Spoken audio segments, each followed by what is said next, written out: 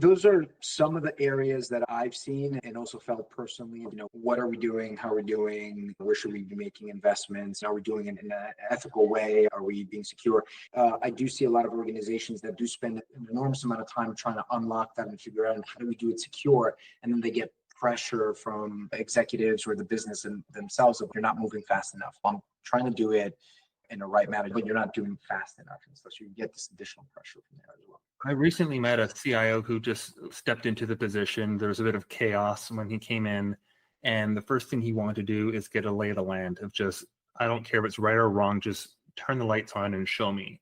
And he had a really hard time getting reality checks or really truth from his employees because he's a senior leader.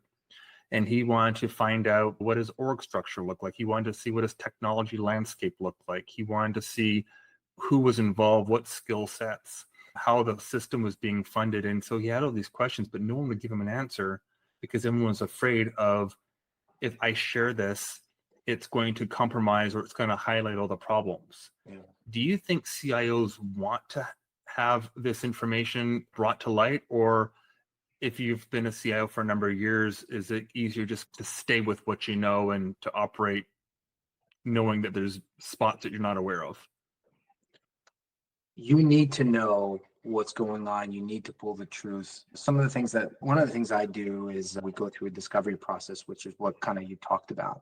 And I think it's critical to know your lay of the land, and you should be able to treat it almost the first 90 days. If you're coming in as a seasoned CIO in a large organization, you actually have to take the time to really understand the business, understand where the dead bodies are, how it's working, what's broken,